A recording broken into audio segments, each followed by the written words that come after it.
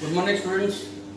Today we are going to start with new chapter and a new subject, physics for class 10. And the chapter is chapter 12, current electricity. Current electricity आप class 8 में भी काफी कुछ पढ़ चुके हैं इसके बारे में, पर पहले हम ये समझ लेते हैं कि करंट इलेक्ट्रिसिटी या जो इलेक्ट्रिसिटी वर्ड है वो किससे बना है। इलेक्ट्रिसिटी वर्ड बनता है इलेक्ट्रॉन से और करंट का मतलब होता है फ्लो। तो इजी लैंग्वेज में अगर हम कहें तो it is flow of electrons. ठीक है। जब इलेक्ट्रिसिटी की खोज हुई थी तब एक्चुअल में सारे साइंटिस्ट या फिजिसिस्ट ने यही माना था कि एक मेटेलिक कंडक्टर में से जब इलेक्ट्रॉन्स का फ्लो होता है, मेटेलिक कंडक्टर्स इसलिए क्योंकि मेटल्स में फ्री इलेक्ट्रॉन्स अवेलेबल होते हैं, तो जब फ्री इलेक्ट्रॉन्स मूव होते हैं एक पर्टिकुलर डायरेक्शन में तब करंट इलेक्ट्रिसिटी मिलती है या उसको करंट इलेक्ट्रिसिटी या इलेक्ट्रिक करंट कहते हैं। बाद में जैसे जैसे टाइम आगे बढ़ा और नए फेनोमेना की डिस्कवरी हुई, जैसे कि मैग्नेटिज्म ड्यू टू इलेक्ट्रिसिटी या हीट बाय इलेक्ट्रिसिटी, तो हमें यह पता चला कि डायरेक्शन एक बहुत ही इंपॉर्टेंट रोल प्ले करता है करंट का, जो हम चैप्टर नंबर 13 में पढ़ने वाले हैं। इसके बाद के चैप्टर में मैग्नेटिज्म एंड इलेक्ट्रिसिटी में या इलेक्ट्रोमैग्नेटिज्म में या magnetic effect of electric current. तो पहले ये समझ लेते हैं कि करंट अगर सिर्फ इलेक्ट्रॉन का फ्लो नहीं है तो क्या है।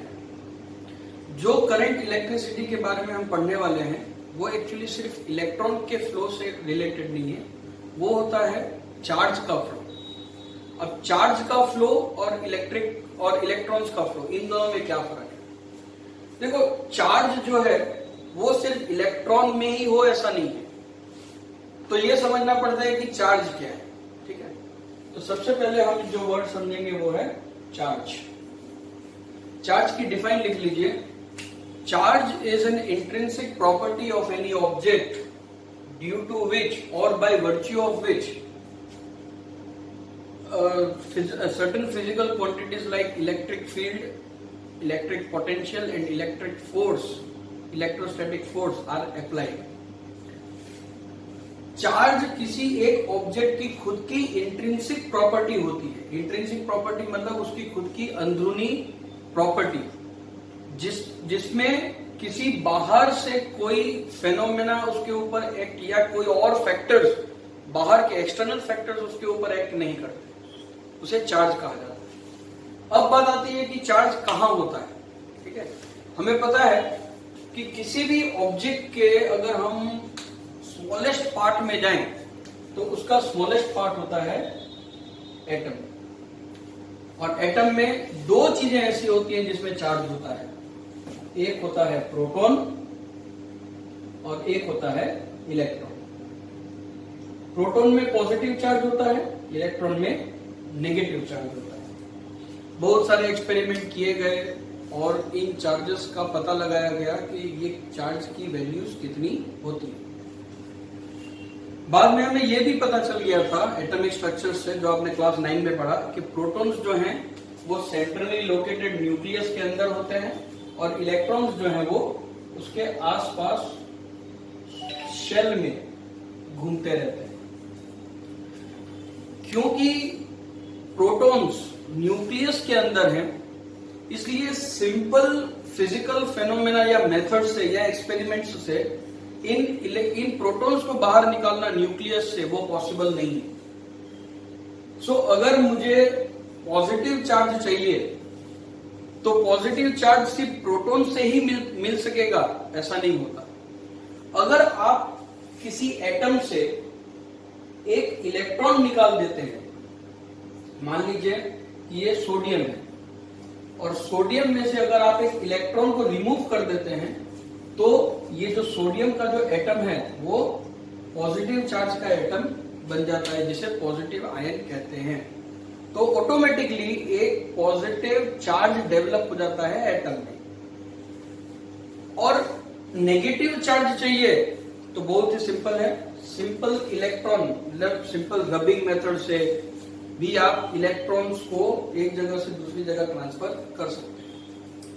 सो सिंपल फेनोमेना में जब हम डे टू डे लाइफ की बात कर रहे हैं तो इलेक्ट्रॉन्स या किसी भी एटम में या किसी भी बॉडी में अगर आपको चार्जेस या चार्ज एक्वायर करवाना है या चार्ज क्रिएट करना है तो एक ही फेनोमेना है, वो है ट्रांसफर ऑफ इलेक्ट्रॉन्स। ठीक है, इसको हम इस तरह से समझ सकते हैं कि मान लीजिए ये एक बॉडी ए है, ये बॉडी ए है और ये बॉडी बी। ठीक है, इस बॉडी ए में से अगर इलेक्ट्रॉन उठ के बॉडी बी में ट्रांसफर होता है तो हम ये कह सकते हैं कि बॉडी ए जो है वो +1 इलेक्ट्रॉनिक चार्ज जितना चार्ज एक्वायर करता है। अब एक इलेक्ट्रॉन में -1 जितना चार्ज होता है। ठीक है, अब देखिए इसको समझिए, E- एक इलेक्ट्रॉन का सिंबल है और स्मॉल e इलेक्ट्रॉनिक चार्ज का सिंबल है, इलेक्ट्रॉनिक चार्ज। अब इस इलेक्ट्रॉनिक चार्ज की वैल्यू होती है 1.6 × 10⁻⁻19 कूलम। स्मॉल e एक न्यूमेरिकल वैल्यू है, जैसे स्मॉल c 3 × 10⁸ मीटर पर सेकेंड। वैसे बहुत सारे हैं, स्मॉल h 6.625 × 10⁻34। ये कुछ वैल्यूज होते हैं, नंबर्स होते हैं। जैसे एक डजन को 12 नंबर का कोई भी ग्रुप हो तो उसे आप एक डजन कहते हैं, 100 हो तो उसे सेंचुरी कहते हैं, उस तरह से। तो 10 हो तो डेकेड कहते हैं। तो उस तरह से स्मॉल e जो है वो एक छोटा सा एक नंबर है, 1.6 × 10⁻⁻90। और एक इलेक्ट्रॉन में और एक प्रोटॉन में, ये प्रोटॉन का सिंबल है। एक इलेक्ट्रॉन में, ये इलेक्ट्रॉन का सिंबल है, एक इलेक्ट्रॉन में -1 जितना चार्ज होता है, मतलब ये हो जाएगा -1.6 × 10⁻⁻19 कूलम। और एक प्रोटॉन में +1 जितना चार्ज हो जाएगा, यानी कि वो हो जाएगा +1.6 × 10⁻⁻19 कूलम। अब ये नंबर बहुत बड़ा लिखा जा रहा है, इसलिए हमने उसको शॉर्ट में स्मॉल e से रिप्रेजेंट किया है और कुछ नहीं। सो अगर एक इलेक्ट्रॉन बॉडी ए से बॉडी बी में ट्रांसफर होता है तो बॉडी ए को इलेक्ट्रॉन मिले, जो चार्ज मिलेगा वो होगा +1 क्योंकि वो इलेक्ट्रॉन लूज कर रहा है। ठीक है, आप इसे ऐसे भी समझ सकते हैं कि इलेक्ट्रॉन क्योंकि नेगेटिव चार्ज का है, तो अगर कोई बॉडी नेगेटिव चीजें बाहर निकाल देगी तो खुद कैसा हो जाएगा, पॉजिटिव चार्ज हो जाएगा। और बॉडी ए क्योंकि इलेक्ट्रॉन ले रहा है, एक इलेक्ट्रॉन रिसीव कर रहा है,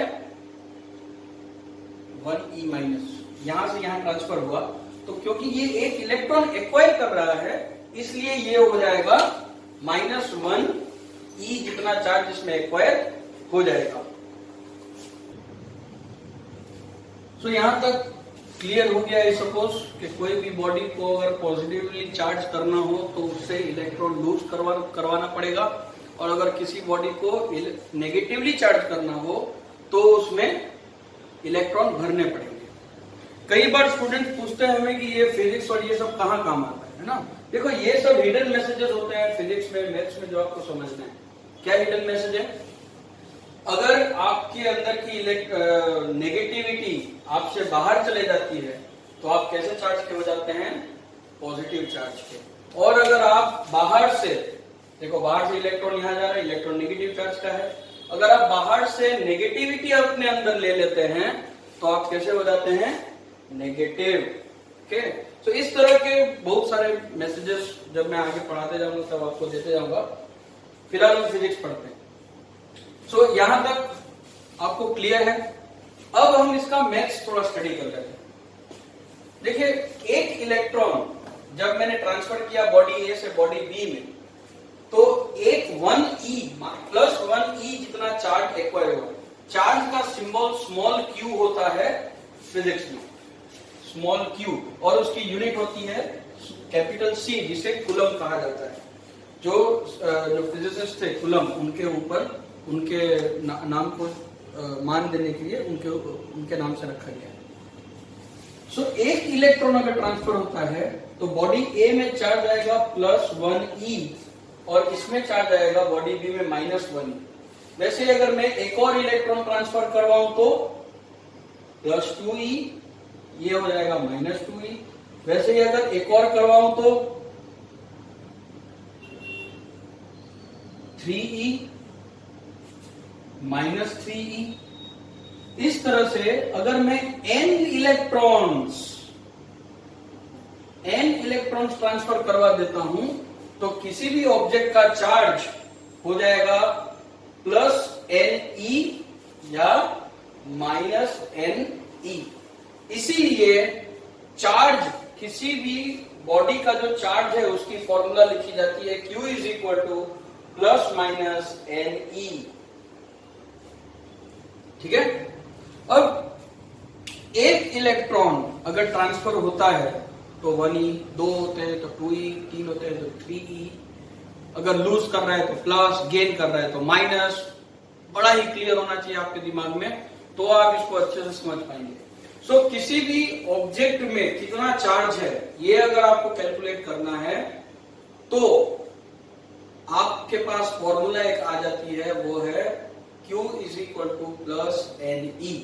अब एक दो न्यूमेरिकल डिस्कस कर लेते हैं और आज का लेक्चर खत्म करेंगे।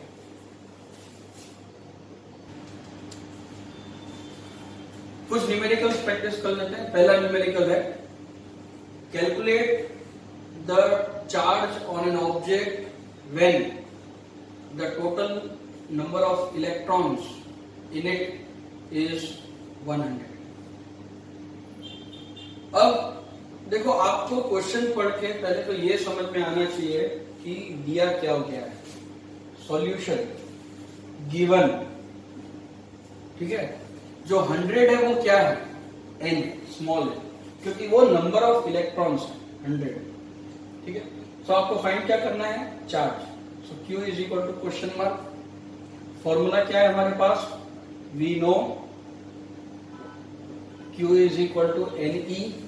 सो Q क्योंकि उसके अंदर एक्स्ट्रा इलेक्ट्रॉन्स हैं इसलिए -ne, क्योंकि उसके अंदर इतने इलेक्ट्रॉन ज्यादा है तो वो नेगेटिव चार्ज बनाता है। सो -100 इंटू E की value 1.6 into 10⁻⁻19, that is equal to -1.6 into 10⁻⁻17 coulomb. बड़ा ही सिंपल क्वेश्चन था। सिंपल से मैं नेक्स्ट क्वेश्चन की तरफ आगे बढ़ता हूं तो थोड़ा सा डिफिकल्ट है। ये है सेकंड क्वेश्चन, और ये जो सेकंड क्वेश्चन है वो आपके टेक्स्ट बुक में भी है। How many electrons will form 1 coulomb of charge, यानी कि एक कूलम चार्ज बनाने के लिए कितने इलेक्ट्रॉन्स की जरूरत पड़ेगी। ये क्वेश्चन उल्टा हो गया। हमारे पास इंफॉर्मेशन ये है कि एक इलेक्ट्रॉन में कितना चार्ज होता है, आपको फाइंड करना है कितने इलेक्ट्रॉन्स इकट्ठे होके एक कूलम का चार्ज बनाएंगे। बहुत ही इंपॉर्टेंट क्वेश्चन है, मार्क कर लीजिएगा इसको। सॉल्यूशन देख लेते हैं कैसे होगा। एक इलेक्ट्रॉन में अब हमारे पास इंफॉर्मेशन क्या है, हमारे पास इंफॉर्मेशन ये है, we know 1 electron implies 1.6 into 10⁻⁻19 coulomb. ये है हमारे पास। अब हमें फाइंड क्या करना है, कितने इलेक्ट्रॉन्स इकट्ठा करेंगे आप, तो उसको हम n ले लेते हैं। हाउ मेनी इलेक्ट्रॉन्स, तो n इलेक्ट्रॉन्स इकट्ठे होने से -1 कूलम का चार्ज होना चाहिए, ठीक है, या 1 कूलम का चार्ज होना चाहिए। तो बहुत ही सिंपल है, इसे आप डायरेक्ट प्रोपोर्शन से, जो आपने क्लास 8 में सीखा, direct and indirect proportion, direct variation से अगर आप इसे सॉल्व करते हैं तो आपको मिल जाता है 1 into 1 is equal to 1.6 into n, 1.6 into 10⁻⁻19 into n, so n is equal to 1 by 1.6 into 10⁻⁻19 electrons, ठीक है, अगर इसे आगे सॉल्व करें तो n is equal to into 10 to the power minus 19 और ये आ जाएगा 0.625।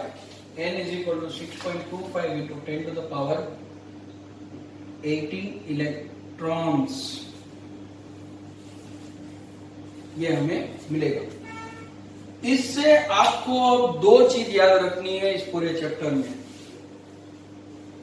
एक, इलेक्ट्रॉन में ये नंबर ऑफ इलेक्ट्रॉन्स है और ये उसके अंदर चार्ज। नंबर ऑफ इलेक्ट्रॉन अगर एक है तो उसमें चार्ज होगा 1.6 into 10 to the power minus 19 coulomb, ठीक है। और अगर एक कूलम चार्ज आपको चाहिए तो कितने इलेक्ट्रॉन्स लेने पड़ेंगे? 6.25 into 10 to the power minus 10 to the power 18 electrons. ये दो चीज आपको याद रखनी है। अब ये कहां काम आएगा? एक और न्यूमेरिकल देख लेते हैं, ये दोनों याद रखना अच्छे से। एक और न्यूमेरिकल देख लेते हैं। ये है हमारा आज का तीसरा न्यूमेरिकल। इस न्यूमेरिकल में क्या कह रहा है? How many electrons would a body having 3.5 coulomb charge consist और कैरी। अब देखो क्वेश्चन उल्टा आ गया, जो हमने पहला क्वेश्चन किया था उससे उल्टा क्वेश्चन हो गया। इस क्वेश्चन में आप लोगों को गिवन में है Q is equal to 3.5 coulomb, उसमें n था पहला न्यूमेरिकल, 100 इलेक्ट्रॉन दिए थे, चार्ज ढूंढना था। इसमें आपको चार्ज दिया हुआ है, इलेक्ट्रॉन्स ढूंढने हैं, नंबर ऑफ इलेक्ट्रॉन्स ढूंढने हैं, n इज इक्वल टू ढूंढना है, ठीक है। आप Q is equal to N से बड़े इजीली फाइंड कर सकते हैं। आपको चार्ज दिया हुआ है, E की वैल्यू आपको पता है, n नहीं पता तो वो आ जाएगा n is equal to Q by E. एक ये तरीका है, ठीक है। आप इसको ऐसा कर सकते हैं 3.5 divided by 1.6 into 10 to the power minus 19। एक ये तरीका। दूसरा तरीका, हम इसकी हेल्प ले सकते हैं, बड़ी इजी। इससे करेंगे तो बहुत इजी हो जाएगा। एक कूलम चार्ज में अगर 6.25 इंटू 10 पावर 18 इलेक्ट्रॉन्स हैं तो 3.5 में कितने होंगे? सीधा डायरेक्ट वेरिएशन क्लास 8 में जो सीखा, S 1 coulomb carries 3.5 coulomb charge, sorry 6.25 into 10 power 18 electrons. So 3.5 will carry how much? X. क्योंकि डायरेक्ट वेरिएशन होगा इसलिए क्रॉस मल्टीप्लाई कर देते हैं। X into 1 is equal to 3.5 into 6.25 into 10 power 18. बड़ा सिंपल है ना। एक कूलम में इतने इलेक्ट्रॉन्स, तो 3.5 में 3.5 into 1 में जितने होते हैं, तो x इज इक्वल टू आपको मिल जाएगा ये,